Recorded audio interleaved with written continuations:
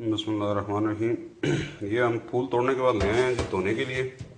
अभी हम जो है ना इनको अच्छी तरह से वॉश करेंगे ताकि जो इनकी डस्ट है और बाकी चीज़ें वो निकल जाएं। और उसके बाद जो है ना हम इसको थोड़ा ड्राई करेंगे ताकि इसका पानी निकल जाए। और निकलने के बाद फिर हम जो है इसको गुलकंद बनाने के लिए यूज़ करेंगे। ये हम अभी इसको निकालने लगेंगे। इस तरह से करके हम इस कंप्लीट को ड्रेन कर लेंगे। उसके बाद इन पत्तों को किसी खुली जगह पे फैन के नीचे या करके थोड़ी देर रखेंगे ताकि इनके अंदर से जो तमाम पानी है वो बह जाए। अभी आप गौर से पानी में देखें तो आप देख सकते हैं ये चीज़ें हैं जो पानी में सफाई करने से बाहर निकल आई हैं। और ये इंतहाई ज़रूरी चीज़ है किसी भी चीज़ के लिए कि उसको अच्छी तरह से धोया जाए ताकि वो मुकम्मल साफ़ हो।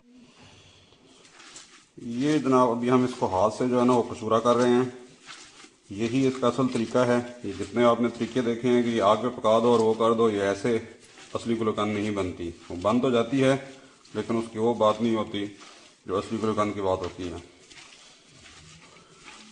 जब आपको लगे कि आधा कचूरा हो गया है तो इसमें मिलाएं जनाब आप चीनी।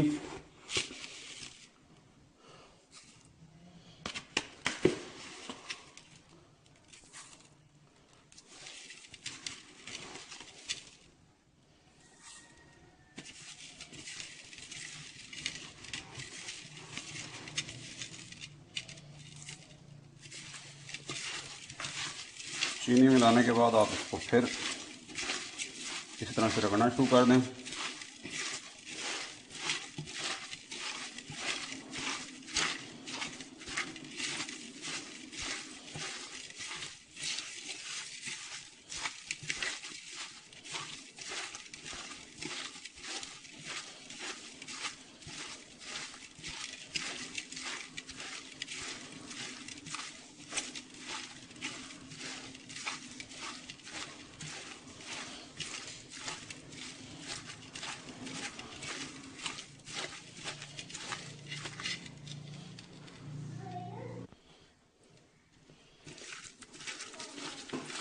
ये ऐसे इसको अच्छी तरह से जब आप रगड़ेंगे तो आप देखेंगे शुगर के साथ मिल के इसके अंदर पानी सा आ जाएगा। तो इसको रहने दें, इसको अच्छी तरह से चूरा कर लें। जितनी अच्छी तरह से चूरा करेंगे इतनी मज़ेदार गुलकंद होगी। अभी आप ये देख लें कि ये मुकम्मल तौर पे चूरा हो चुका है।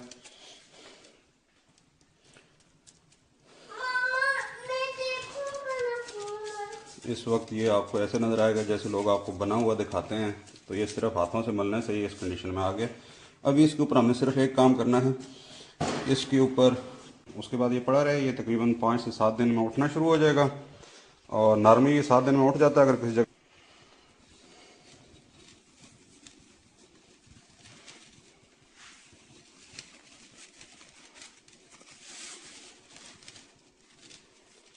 ये हमने इसको मुकम्मल बांध दिया है। अभी इसको इस तरह से हम उठा के रख देंगे। इसमें